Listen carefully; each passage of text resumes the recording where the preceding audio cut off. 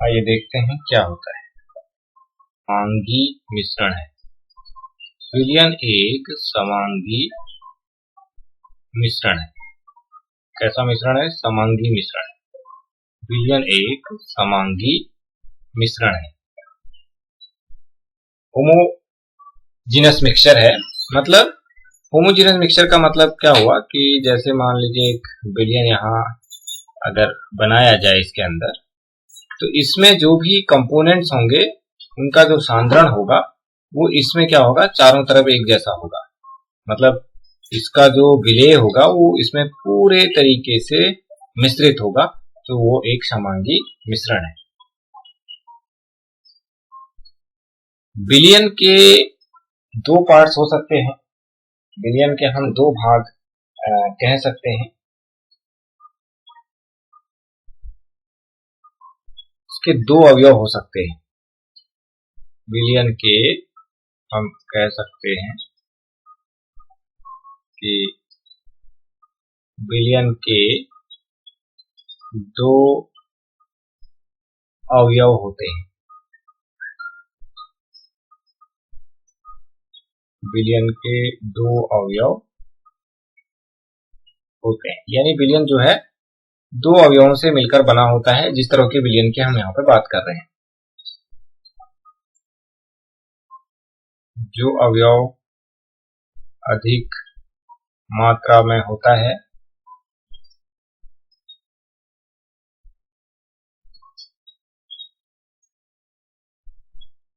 उसे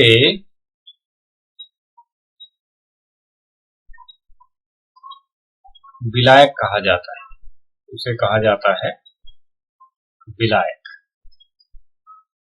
उसे विलायक यानी उसे हम सॉल्वेंट कहते हैं। और जो कम मात्रा में होता है और जो कम मात्रा में होता है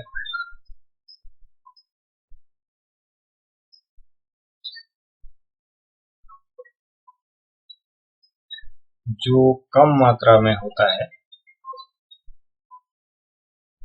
उसे हम जो है विलेय कहते हैं।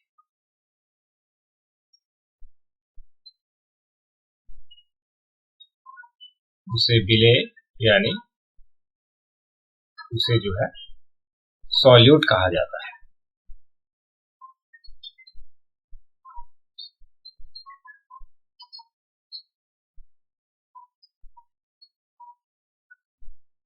क्लियर हो गया कि भाई एक समांगी मिश्रण है।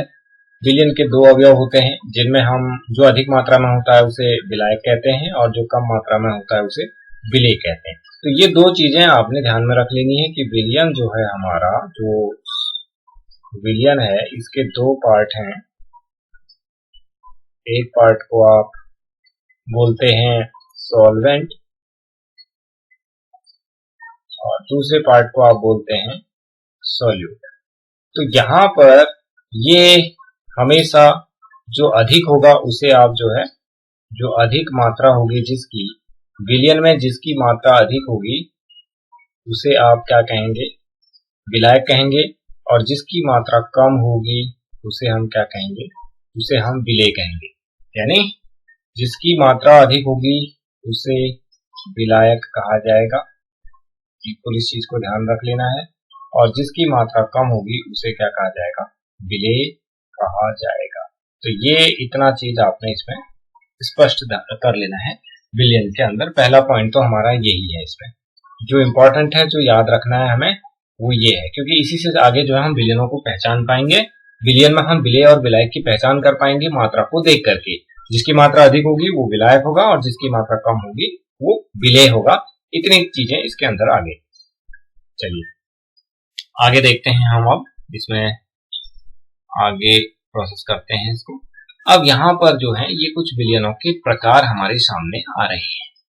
ठीक है, यानी जो विलयनों के प्रकारों में यदि हम बात करें तो यहाँ पर कुछ प्रकार हमारे पास हैं। जो विलयनों के प्रकार, यहाँ पे कुछ प्रकार आपको नजर आ रहे हैं। जरा इसको जूम कर लेते हैं।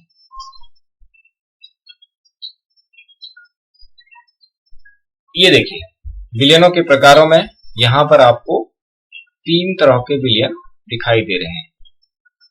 पहला इसमें जैसे कि गैसीय विलयन दिया गया है, तो गैसीय विलयन के अंतर्गत इसमें अब जो है 3 भाग इसके दिए गए हैं।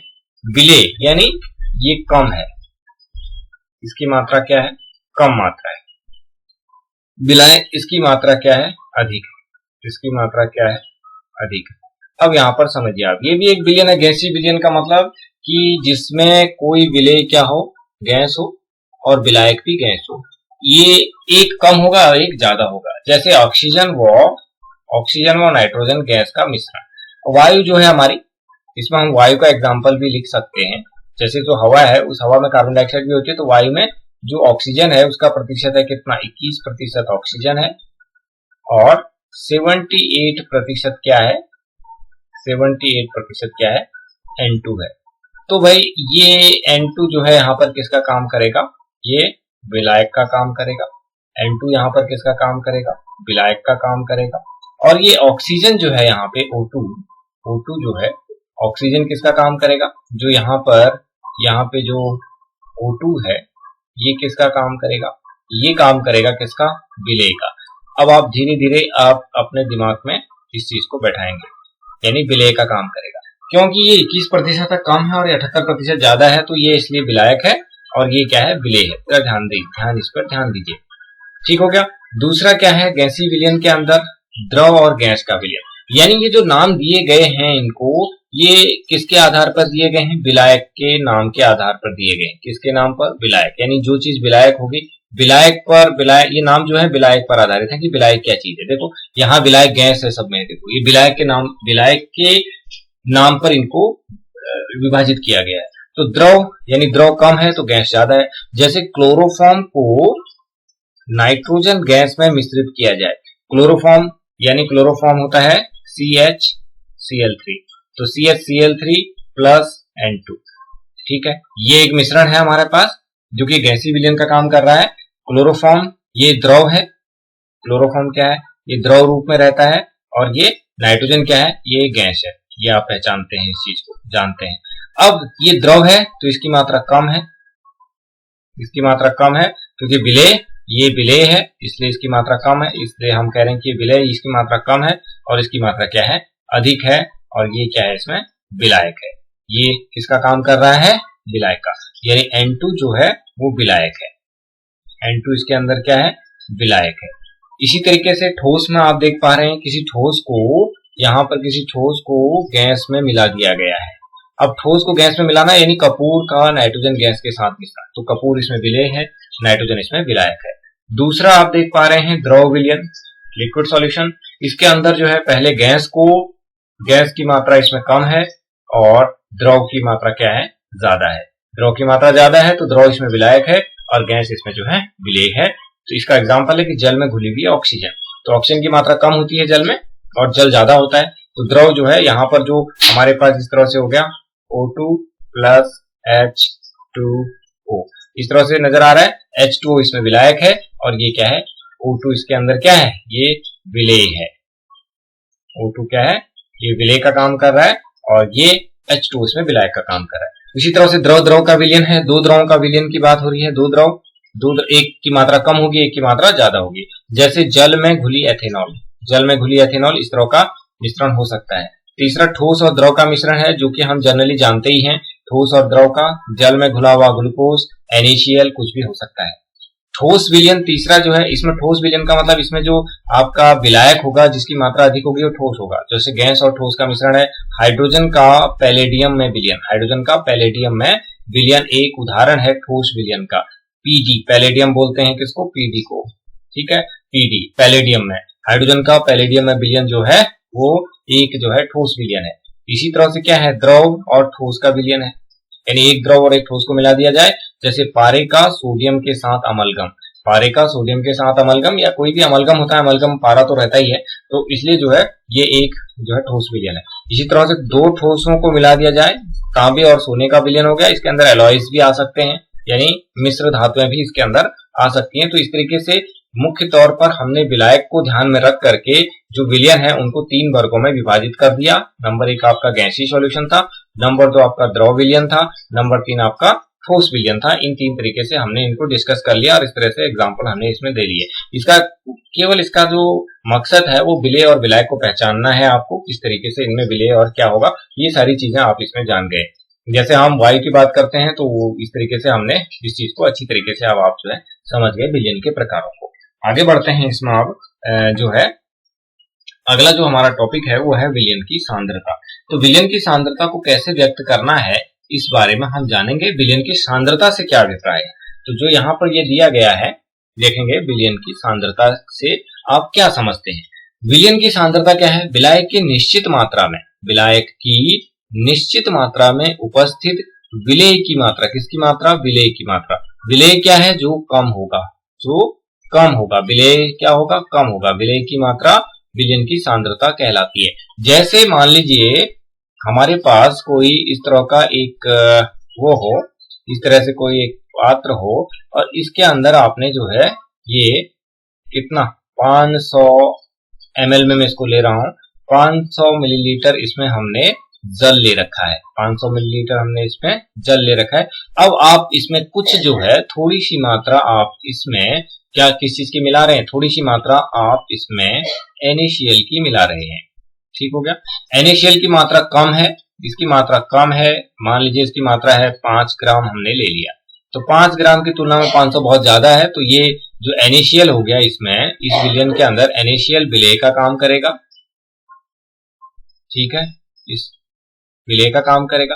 अब इस विलयन की जो सांद्रता होगी, इस विलयन की जो सांद्रता होगी उसको कैसे व्यक्त किया जाएगा, सांद्रता को कैसे व्यक्त किया जाएगा, 5 ग्राम प्रति 500 ml हम इसको कर सकते हैं, या इसको हम जो है 1000 में व्यक्त कर सकते हैं। आयतन को हम 1000 मान लें तो उस 1000 में इसके कितने ग्राम घुले होंगे, इस तरीके से हम जो है सांद्रता को व्यक्त कर सकते हैं। सांद्रता बोलते हैं विलायक की तो निश्चित मात्रा है आपकी 500 ml, उसमें कितना घुला हुआ है। जैसे इसमें तो 5 घुला, एक सॉल्यूशन और बना लें हम, जैसे इसी तरीके से एक सॉल्यूशन की अगर हम और बात करें, एक सॉल्यूशन अगर हम और कर लें इसी तरीके से, जिसमें हम क्या करें, हमने यही 500 ml इसमें पानी ले रखा है, यही 500 ml हमारे पास इसमें वाटर है, 500 ml हमारा वाटर है, और इसमें अब हमने जो है 3 ग्राम NaCl डाल दिया, 3 ग्राम NaCl इसके अंदर डाल दिया। अब यहाँ पर क्या हो गई, सांद्रता अलग हो गई, यहाँ पे क्या हो गई, सांद्रता अलग हो गई, सांद्रता क्या होगी, अलग होगी, जबकि विलायक की मात्रा क्या है,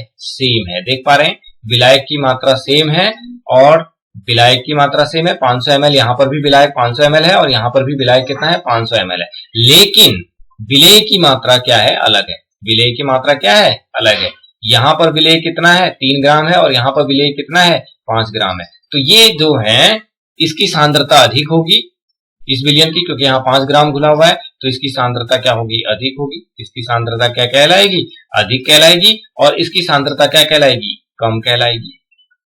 ठीक है, तो इसको ऐसे विलयनों को, इस विलयन को आप सांद्र विलयन कह सकते हैं इस स्थिति में, और इस विलयन को आप क्या कह सकते हैं, तनु विलयन कह सकते हैं। जिसकी सांद्रता कम होगी उस विलयन को तनु विलयन कहा जाएगा। तो अब दो तरह के हमारे पास विलयन हो सकते हैं, जैसे कि सांद्र विलयन। सांद्र विलयन का मतलब हम सीधे सीधे अर्थों में सांद्र विलयन को क्या समझ सकते हैं, जिसमें विलेय की मात्रा अधिक हो। तनु विलयन क्या कह सकते हैं, जिसमें विलेय की मात्रा क्या हो, कम हो। तनु विलयन का मतलब है, डाइल्यूट सॉल्यूशन का मतलब है विलेय की मात्रा क्या हो, कम हो। जैसे कि ऊपर 5 ग्राम था तो वो सांद्र हो गया 5 ग्राम वाला, और 3 ग्राम वाला क्या हो गया, वो हो गया आपका तनु विलयन। संतृप्त विलयन क्या हो गया, संतृप्त विलयन माने ऐसा विलयन जिसमें अब जो है विलेय को घोलने की संभावना नहीं है, तो ऐसे विलयन को हम संतृप्त विलयन बोलते हैं। संतृप्त विलयन का मतलब हो गया कि उसमें विलेय को अब नहीं घोला जा सकता, विलेय को अब नहीं घोला जा सकता, उसे संतृप्त विलयन कहते हैं। तो इस तरीके से हम जो है विलयन की सांद्रता को परिभाषित करते हैं। मेरे ख्याल से समझ गए होंगे आप। सांद्र और तनु विलयनों को आप जो है ध्यान रखें, क्योंकि इनका ज्यादा इस्तेमाल हम लोग करेंगे। सांद्र विलयन का मतलब हो गया जिसमें विलेय की मात्रा ज्यादा है, तनु विलयन का मतलब हो गया जिसमें विलेय की मात्रा कम है, संतृप्त विलयन का मतलब हो गया जिसमें विलेय की मात्रा मैक्सिमम है, अब उससे और नहीं बढ़ाई जा सकती। ठीक हो गया।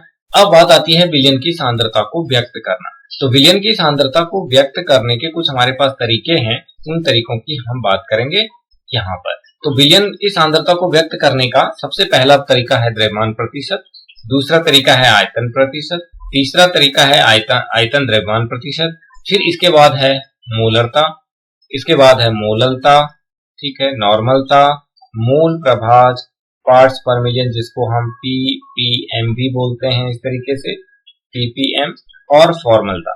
इतने तरीके हमारे पास ये क्या है, ये इसकी सांद्रता को व्यक्त करने के लिए प्रयोग में लाए जाते हैं। कितने? द्रव्यमान प्रतिशत का इस्तेमाल होता है, आयतन प्रतिशत का और द्रव्यमान आयतन प्रतिशत का। यहाँ पर हम लोग आज इनको पढ़ेंगे, एक दो को पढ़ेंगे, फिर उसके बाद आगे डिस्कस करेंगे। तो पहले हम सबसे पहले ले लेते हैं, इतने चीजें हमने पढ़नी है, ये इनको आप ध्यान रख लीजिए। और अब हम आगे बढ़ते हैं इस तरीके से, मेरे ख्याल से इस चीज को आप समझ गए होंगे। आगे बढ़ लेते हैं। अब हमारे पास सबसे पहले जो आएगा वो आएगा हमारे पास द्रव्यमान प्रतिशत। सबसे पहले हम द्रव्यमान प्रतिशत की बात करेंगे। सबसे पहले हमारे पास है द्रव्यमान प्रतिशत। इसका सवाल इस साल पूछा गया है, द्रव्यमान प्रतिशत का क्वेश्चन इस साल के उसमें आया हुआ है, अभी सॉल्व करेंगे। तो द्रव्यमान इसको बोलते हैं अंग्रेजी में मास परसेंटेज, ऐसे आप लिख सकते हैं, मास परसेंटेज। तो द्रव्यमान प्रतिशत है क्या? द्रव्यमान का प्रतिशत का मतलब होता है 100 में कितने अवयव मतलब किस तरीके से घुले हुए हैं। यहाँ पर एक चीज हम लोग बात करेंगे कि भाई जो यहाँ पर हम बिलियनों की बात करेंगे, हम जो भी चीजें यहाँ पर बिलियनों के लिए यूज करेंगे, जो भी हम बिलियनों को यूज करेंगे वो बिलियन होंगे आपके द्विअंगी बिलियन होंगे। कैसे होंगे? द्विअंगी बिलियन होंगे। कैसे बिलियन होंगे? द्विअंगी बिलियन। द्विअंगी बिलियन इसको अंग्रेजी में बोलते हैं बाइनरी, NARY, बाइनरी। बाइनरी का मतलब, द्विअंगी का मतलब जिसके दो अवयव होते हैं। ऐसे बिलियन जिसके दो अवयव होते हैं, ऐसे बिलियन जिसके दो अवयव होते हैं उसको हम बाइनरी बिलियन कहते हैं। इसलिए स्टार्टिंग में ही मैंने दो अवयवों की बात की, तो हम बाइनरी सॉल्यूशन की बात करें जिसमें सॉल्यूट और सॉल्वेंट होगा। तो ऐसे भी हो सकते, तीन भी मिल सकते हैं, चार भी मिल सकते हैं, ट्राइनरी, टेट्रानरी, इस तरह से हम उनके नाम दे सकते हैं। लेकिन हमें उससे कोई ज्यादा यूज करना नहीं है, तो हमें द्विअंगी विलयन करना। द्विअंगी विलयन किसे कहते हैं, ये क्वेश्चन आपसे पूछा जा सकता है। तो ऐसे विलयन जिसके दो अवयव।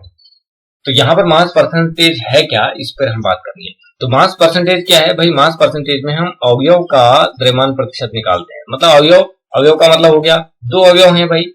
अवयव के अंदर क्या है? अवयव जो है किसी, उसके दो अवयव हैं, इसके अंदर दो चीजें आ सकती हैं आपके अवयवों की। अगर हम बात करेंगे अवयवों के अंदर क्या आ सकता है, विलेय की बात हो रही है यहाँ पर, विलेय का, और दूसरे किसकी बात हो रही है? दूसरा विलायक की बात हो रही है। यानी दो चीजों की यहाँ पर बात हो रही है अवयव के लिए।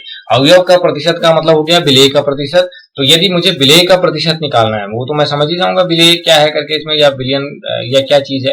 तो विलेय का प्रतिशत अगर मुझे निकालना है, तो विलेय का द्रव्यमान प्रतिशत, मास परसेंटेज हम निकालना चाहें तो कैसे निकालेंगे भाई? द्रव्यमान प्रतिशत क्या होगा? विलेय का जो द्रव्यमान प्रतिशत होगा वो क्या हो जाएगा? ये जो ऊपर लिखा है हमने, यहाँ पे क्या जाएगा? अवयव का।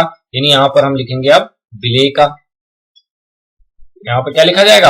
यानी विलेय का द्रव्यमान लिखा जाएगा ऊपर, विलेय का द्रव्यमान होगा यहाँ, और गुणा 100 रहेगा। विलेय का द्रव्यमान गुणा 100 तो रहेगा ही रहेगा, और बट्टे होगा विलयन का कुल द्रव्यमान। क्या हो जाएगा? विलयन का कुल द्रव्यमान बट्टे विलयन का कुल द्रव्यमान। विलयन का कुल द्रव्यमान, विलयन का कुल द्रव्यमान, इसको हमने 11th में भी पढ़ा था थोड़ा बहुत। तो विलयन, ये जो है कुल द्रव्यमान, विलयन का कुल द्रव्यमान। तो ये हमारे पास उस अवयव में हमने किसका निकाल लिया। इसी तरह से विलायक का निकालेंगे तो ऊपर विलायक का द्रव्यमान ले लिया जाएगा। तो कोई ज्यादा इसमें घबराने वाली बात है नहीं। यहाँ पर हम क्या कर लेंगे? विलायक का द्रव्यमान ले लेंगे और इसको 100 से मल्टीप्लाई करेंगे, और तब ये विलयन का कुल द्रव्यमान हम यहाँ पे ले लेंगे। इस तरीके से हमारा द्रव्यमान प्रतिशत निकल जाएगा। ठीक है।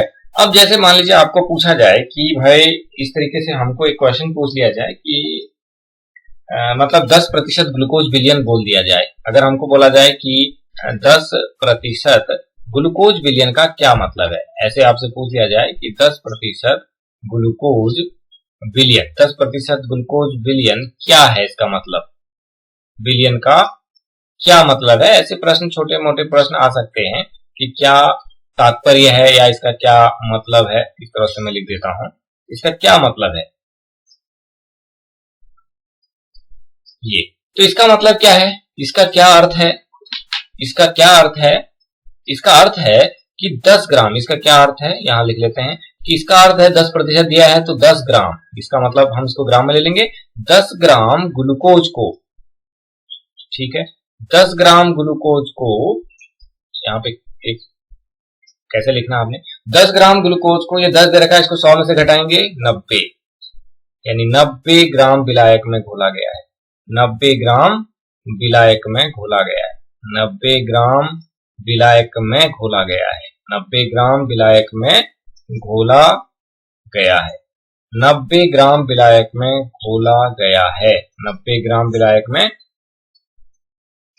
घोला गया है। 10 ग्राम ग्लूकोज को 90 ग्राम विलायक में घोला गया। 90 क्यों? क्योंकि वो हमने 100 जो मान रहे हैं हम वो विलयन का कुल द्रव्यमान उसको लेते हैं, तो इसलिए 10 ग्राम को आपने 90 ग्राम में घोला तो 10% हो जाएगा। 5% का मतलब क्या हो जाएगा? 5 ग्राम को 95 ग्राम विलायक में घोला गया है। ये सारी चीजें इसके अंतर्गत आएंगी। ठीक है, इतना आप समझ गए। आगे बढ़ते हैं इसी में। अब एक क्वेश्चन हम लोग करते हैं, इस तरह का क्वेश्चन ये पूछा भी गया है आपका, तो इसको हम जो है आगे इस पर पढ़ते हैं क्वेश्चन पर। हमारे पास क्या है क्वेश्चन कि 22 ग्राम बेंजीन को 22 ग्राम कार्बन टेट्राक्लोराइड में घोला गया है। बेंजीन और कार्बन टेट्राक्लोराइड के द्रव्यमान प्रतिशत की गणना कीजिए। ठीक है, ये क्वेश्चन एनसीईआरटी से लिया गया है। एक्चुअली यहाँ पर 120 है, लेकिन अब ये उसमें वैसे ही छपा है तो मैंने वहीं से कॉपी किया था इसको। तो जो है अब हम क्या करेंगे, यहाँ पर इसको बनाने के लिए देखेंगे इसमें विलेय, अब ये दोनों बराबर हैं, इसमें दोनों बराबर हैं, तो हम सीधे सीधे यहाँ पर क्या निकाल सकते हैं, इस तरीके से निकाल लेते हैं हम लोग। यहाँ पे अवयव का प्रतिशत हम ले लेते हैं, किसी भी अवयव का द्रव्यमान प्रतिशत अगर हमको निकालना है, अवयव का द्रव्यमान प्रतिशत हमें निकालना है, तो यहाँ पे क्या आ जाएगा, अवयव का द्रव्यमान आ जाएगा, अवयव का द्रव्यमान आ जाएगा, बट्टे क्या आ जाएगा, यहाँ पे विलयन का कुल द्रव्यमान आ जाएगा, विलयन का कुल द्रव्यमान आ जाएगा, विलयन का कुल द्रव्यमान, यहाँ पे विलयन का कुल द्रव्यमान आ जाएगा, और यहाँ पे क्या आ जाएगा, गुना आ जाएगा ये 100। अब यहाँ पर हमें इसको निकालना है, इक्वल हो जाएगा, तो बराबर हम क्या कर लेंगे, हमारे पास दोनों है बेंजीन का, यदि हमको बेंजीन का निकालना है तो बेंजीन का ले लेंगे आप, है ना। यदि हम बेंजीन के लिए निकाल रहे हैं, चलिए बेंजीन के लिए अगर हम निकालते हैं तो कैसे निकालेंगे, तो बेंजीन के लिए क्या हो जाएगा, इस तरीके से कर सकते हैं। बेंजीन के लिए बराबर हो जाएगा हमारे पास, बेंजीन का द्रव्यमान कितना है, 22 ग्राम दे रखा है, क्योंकि दोनों बराबर ही हैं इसमें, 22 और गुणा क्या हो जाएगा, 100 हो जाएगा। और अब क्या करना है, विलयन का कुल द्रव्यमान क्या हो जाएगा, दोनों को जोड़ देंगे, यानी किसको जोड़ेंगे, इसको और इसको जोड़ देंगे, इसको और इसको जोड़ देंगे, तो हमारे पास क्या आ जाएगा नीचे 22 धन 22। ठीक हो गया, ये आ गया हमारे पास। तो इसको सॉल्व कर लेंगे। अब आप सॉल्व करेंगे तो क्या हो जाएगा, ये यहाँ पे हो जाएगा 22 गुणा 100, रहने दीजिए इसको अभी ऐसे ही, और बट्टे 22 और 22 कितना हो गया, 44, 22 एकम 22, 22 गुना 44, 2 से 1 कट गया कितने बार, 50 बार। कितने बार कटा, 50 बार। 50% हो गया, कितना हो गया, 50%। बेंजीन का, अब कार्बन टेट्राक्लोराइड का, यानी कार्बन टेट्राक्लोराइड का कितना होगा, CCl4, CCl4 का प्रतिशत कितना होगा, द्रव्यमान प्रतिशत कितना होगा, जब वो 50% है तो दूसरा भी कितना होगा, 50%। यहाँ तो सीधे सीधे आपने अर्थों में दोनों को निकाल दिया, यानी एक तो 50% ऐसे आया, दूसरा हमने 100 में से घटा दिया, कितना बचा, 50%। दूसरे का हम इस तरह से निकाल सकते हैं 100 में से घटा करके, तो 50% हुआ। अब यहाँ पर आपने दोनों को जोड़ा, इस चीज का ध्यान रखना, कुल द्रव्यमान को आप क्या कर रहे हैं, जोड़ रहे हैं। ठीक हो गया, मेरे ख्याल से इस क्वेश्चन हो गया, इसको नोट कर सकते हैं आप, जो इस क्वेश्चन को इस तरीके से नोट कर लीजिए कि है ना, किस तरीके से हमने इस क्वेश्चन को सॉल्व किया। क्वेश्चन आ रखा है इसी साल, ये क्वेश्चन आपको बोर्ड में पूछा गया है इसी साल, है ना, इस तरीके से। तो यहाँ पर हो सकता है, वैसे इंग्लिश वाली में 122 लिखा है, तो हिंदी वाली जो बुक है उसमें 22 ही लिखा है इसमें, तो इसी हिसाब से इसका आंसर 50 होता है। अगर 122 होगा तो आंसर अलग हो जाएगा।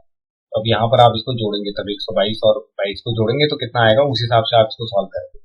ठीक है, एक क्वेश्चन और कर लेंगे तो क्लियर हो गया होगा। आगे बढ़ेंगे, आगे क्वेश्चन करते हैं। आगे क्वेश्चन है हमारे पास कि 10 ग्राम क्वेश्चन है हमारे पास कि 10 ग्राम ग्लूकोज को 10 ग्राम ग्लूकोज को आपका 100 ग्राम जल में घोला गया है। कितने ग्राम? 100 ग्राम जल में घोला गया है। 100 ग्राम जल में घोला गया है। ठीक है। दोनों का द्रव्यमान प्रतिशत ज्ञात कीजिए। दोनों का द्रव्यमान प्रतिशत ज्ञात कीजिए।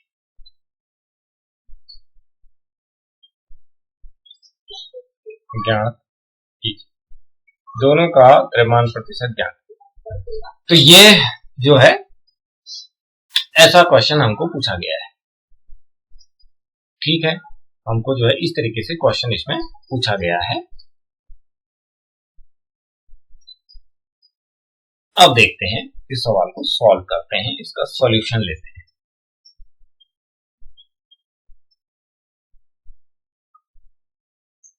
क्वेश्चन नोट हो गया, इसको नोट करें और इसका अब जो है सॉल्यूशन हम यहाँ पे करने जा रहे हैं। तो अब हमारे पास यहाँ पर दो चीजें हैं। 10 ग्राम यानी कम है इसकी मात्रा, तो ये जो 10 ग्राम वाला जो हमारा जो पार्ट है इस क्वेश्चन का, जो 10 ग्राम वाला ग्लूकोज वाला पार्ट है, ये पार्ट तो हमारा क्या हो गया है, इस पार्ट को तो हम विलेय बोल देंगे, कोई दिक्कत नहीं, इस पार्ट को विलेय बोल देंगे।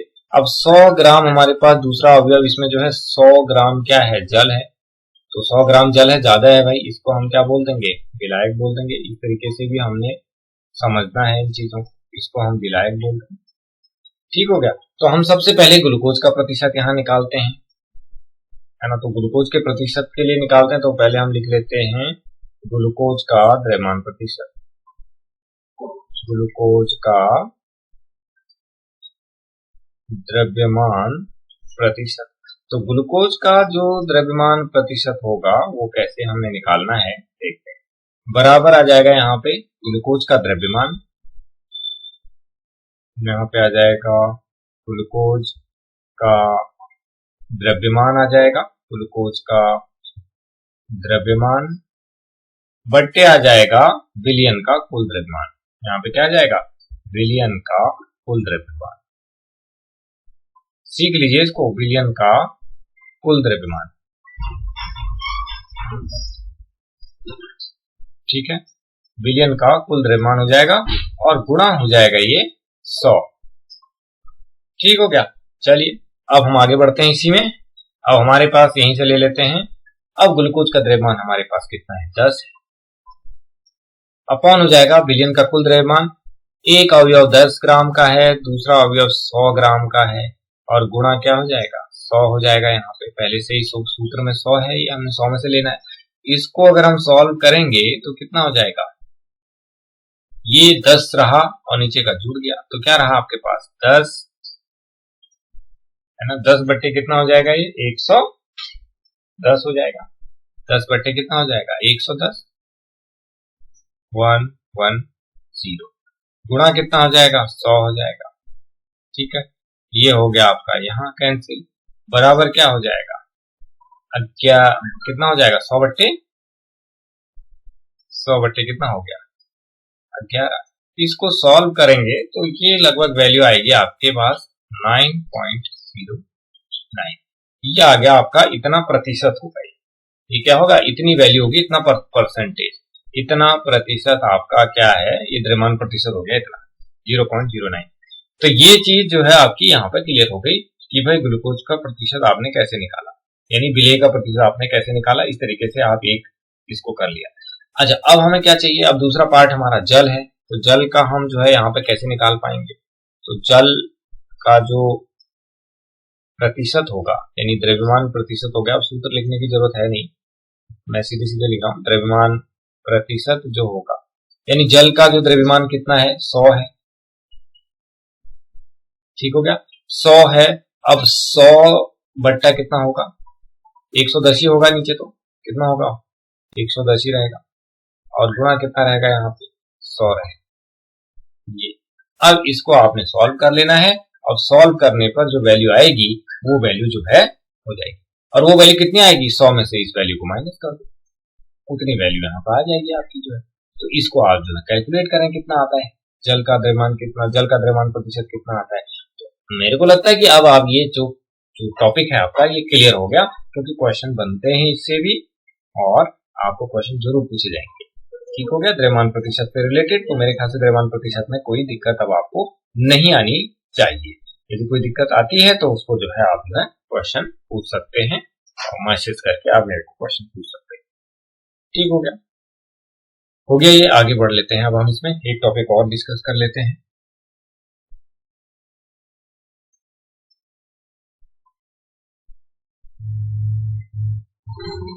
अब हम बात कर लेते हैं दूसरे वाले पार्ट की।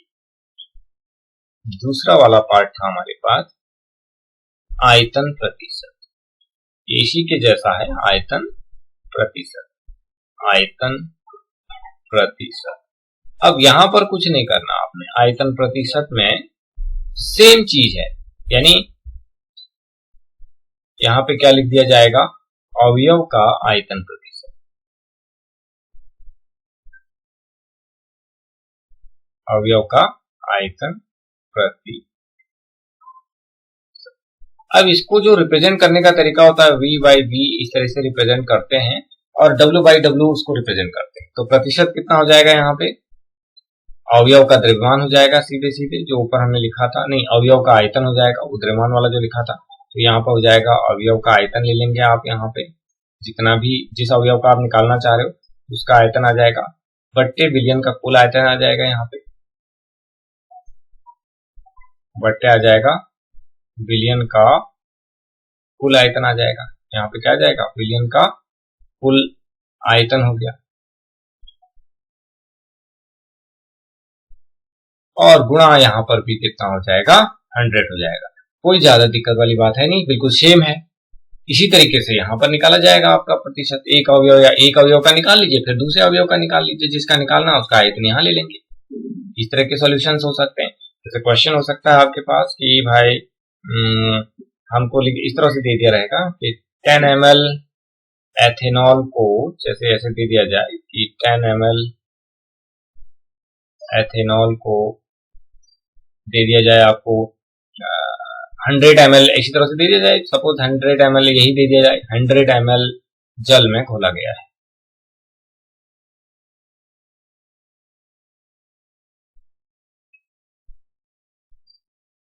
वही खोला गया है, अवयवों का आयतन प्रतिशत ज्ञात कीजिए। इस तरह से दे दिया जाए कि अवयवों का आयतन प्रतिशत ज्ञात कीजिए, अवयवों का आयतन प्रतिशत ज्ञात करें। इस तरह से हो गया, तो सेम हो गया। तो इसमें भी आयतन प्रतिशत यानी इस तरीके से v बाई v हम लिख सकते हैं, जिसका भी ले रहे हैं। तो कैसे ले लेंगे, जैसे हम C2H5 का ले रहे हैं तो C2H5 का H5OH का आयतन आ जाएगा, एथेनॉल है का आयतन आ जाएगा ऊपर, इस तरीके से ऊपर हम ले लेंगे इसका आयतन, बट्टे क्या ले लेंगे हम, विलयन का कुल आयतन ले लेंगे, यहाँ पे कुल आयतन आ जाएगा, कुल आयतन विलयन का क्या हो जाएगा, कुल आयतन हो जाएगा, और मल्टीप्लाई बाय हो जाएगा 100।